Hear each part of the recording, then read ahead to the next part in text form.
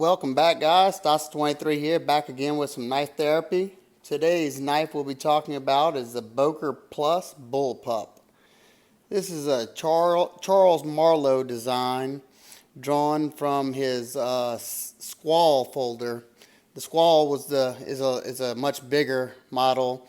This one's a lot more EDC friendly, compact blade.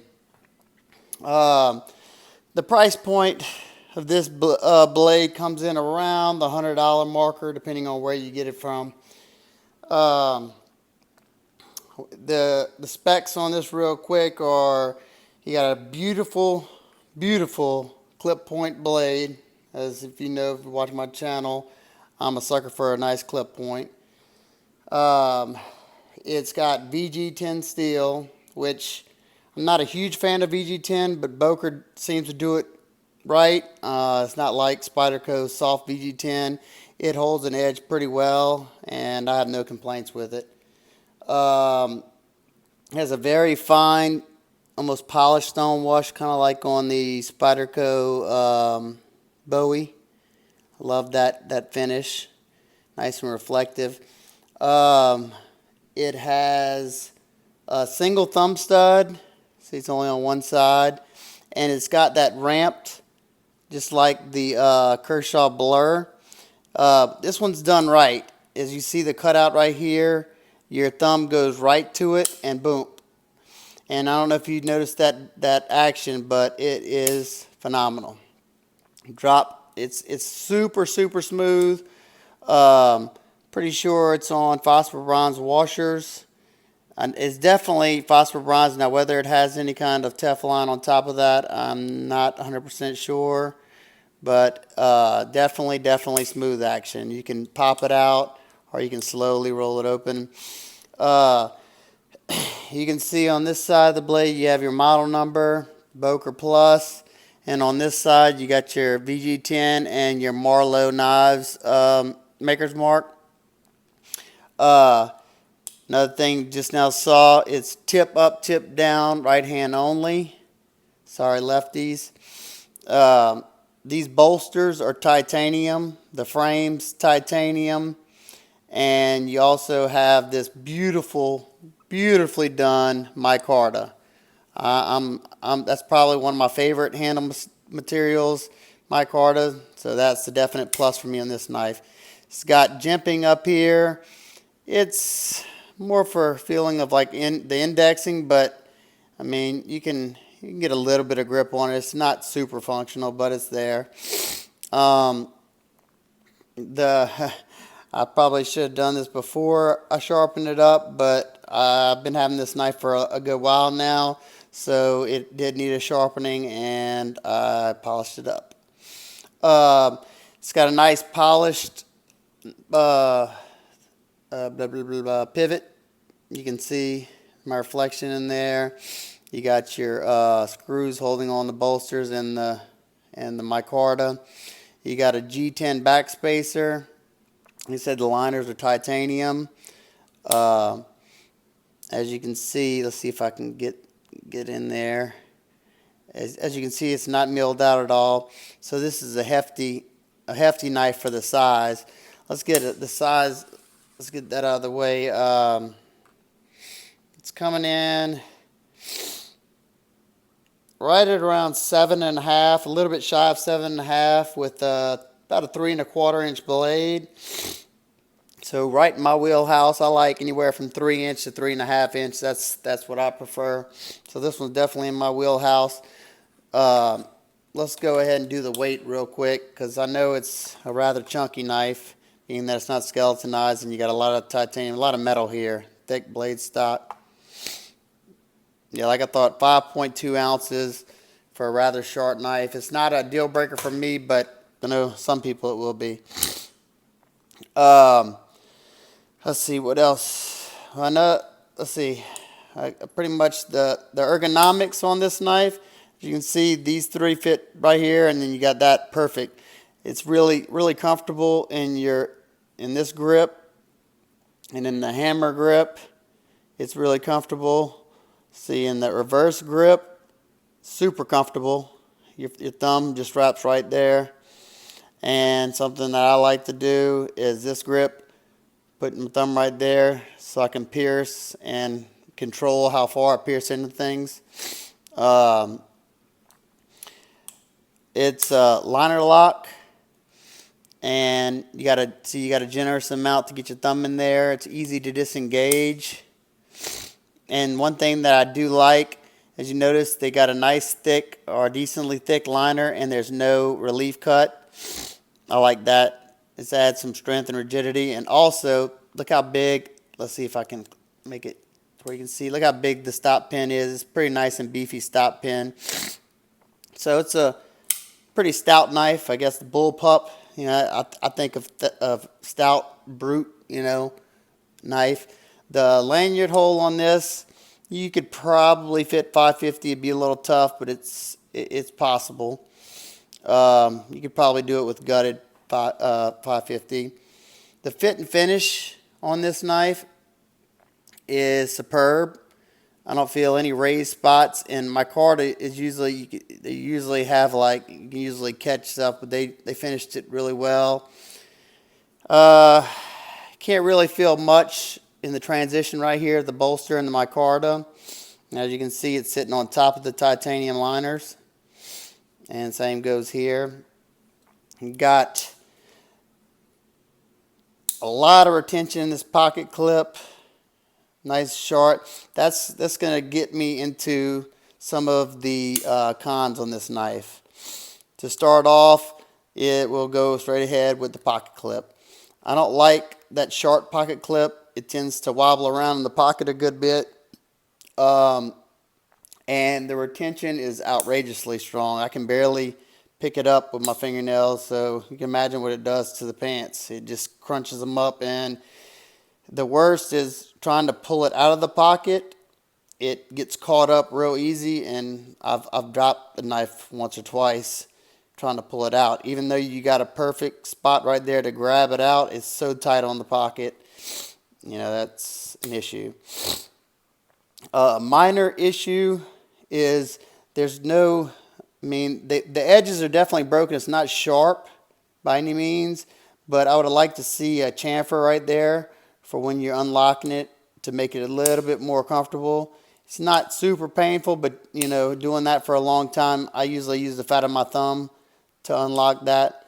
But if they would have, you know, put a nice chamfer right there, make it nice and soft, comfortable to disengage, it would have been nice. Also, I would have loved to see the liner skeletonized. That would have saved on a good bit of weight. I would have loved to see this knife come in at, you know, even 4.5 ounces. It would have been nice, nicer than 5.2 or whatever it was. That's pretty hefty for such a small knife. But I love that design. Let me do a few size comparisons. A knife that resembles it and is a good size comparison is your Buck, what is it? The Ranger. Yeah, I think it's the Buck Ranger. The 55 or whatever. Almost identical in size. Blade shapes resemble each other. This is just a broader blade in the Boker. As you can see, I think they might be identical in size. Maybe a little touch bigger on the Boker. Let's see, what else do I have near me? Kershaw Knockout. Let's see. The Knockout is about 1/4 inch bigger. Fairly close in size. The Knockout being a lot wider. Let's see. Which one is this? ZT 0450. Identical in size. Those are exactly the same size, at least to my eyes they are. This one being way lighter, and the blade to handle ratio on this one is just unbelievable. One more, the Spyderco Delica. I know a lot of people have this knife. There you go. The Delica is just a titch bit smaller than the Bull Pup, not by much. This knife definitely does a good job on pretty much all EDC tasks that I put in front of it. We'll do a few things right now. Let's see. Bring the cutting board out. First off, let's see if it pops paracord. Right, there you go. Yep, clean cuts, as you can see. It's not frayed. It's a nice clean cut. And this knife, I've already cut a good bit of stuff with it. Hadn't touched it up in a while. Hadn't even thrown in the strops, which I will be doing tonight. But it did a great job there. Let's move on to some cardboard. Probably should have showed initial sharpness, but I'm sorry, I'm learning. Let's see. Yeah, it's pretty decent through the cardboard. A little bit of resistance. Not the best slicer in the world, but it definitely gets the job done, and that's pretty much all that really matters. You know, you can buy a blade for more performance, however you like it. This one gets the job done. We'll move on to the thicker rope that I usually cut. Let's see how it does with this one. This one usually takes a little bit more effort. Oh, it does great. Pops right through it. Whoop, no problem. It cuts this better than the paracord, and that's usually just the opposite. Let's see. I got this other, it's let's see, you got a rubber core. It's kind of like a bungee strap. Let's see if I can get it to focus in on that. See that? It's got a bunch of rubber, like bungee style things. This is usually difficult. Let's see how well it cuts this. It gets through it. This is definitely a tough material. If the knife's dull, it will definitely struggle. But it gets through it really well. As you can see, nice clean cuts. That's a good thing to see. And let's try through some zip ties. We'll start with these little ones. You know, I know some people might work in an industrial, place, and all you have is your knife on you. And we got to see if it'll do the job. Yep, get through those really easy. Let's try this. Is a nice and thick one. This may give it a little trouble. Nope, pops right through it. No problem at all. And one more last thing. I do this with all my blades just for fun most of the time. Let's see how well it does. Wow, that's pretty nice. It's always nice when your knife excels in an area that you didn't think it was going to. Getting some nice thin curls right now. I should have probably started a new spot. I've already done this with a few blades today. But definitely getting some nice thin curls. I'm not really working on a good flat spot, so yep, very nice. Very nice. Like I said, Boker's VG10 is pretty nice. It's definitely no slouch. I definitely don't mind it. Now, would I've liked to see S30V, of course, but beggars can't be choosers, and it's good enough in my eyes. So, is it worth the $100 price tag? In my eyes, most definitely. The materials, it's got the it's got the titanium bolsters and liners. The VG10 here is no slouch. You get a nice, decent chunk of it. The design, to me, is beautiful. I love that clip point design. Marlowe's designs demand a lot of money for his customs, so you're getting it in a production format. I think I've definitely spent more on worse. This one, in my eyes, is a winner. There's not a lot of coverage on it on YouTube. I think I've seen 4 or 5 videos, and I don't think all of them are in English. So I figured, why not? If you have any questions about this blade, or any comments, concerns, or if you have any clip points that you like a lot, I love a good clip point. I'd be interested to hear what kind's your favorite, or if you know of any that I ought to try out. I'd love to hear about them. I'm always searching for my next beautiful clip point blade.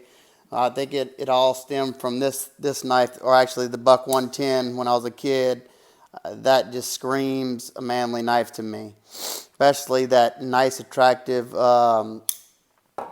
swedge on top. It's actually absolutely beautiful. I absolutely love this design. Let's try to get a nice tight shot of that. My edge on it. That micarta is just outstanding. Love the texture. I love whenever they leave it rough like that. It gives such good grip. When it's polished, it's a little bit slick. I know some people don't like it rough like this, but I do. Alrighty. So if you like this video, give me a thumbs up. If you like my content, please subscribe. And I will talk to you in the next one.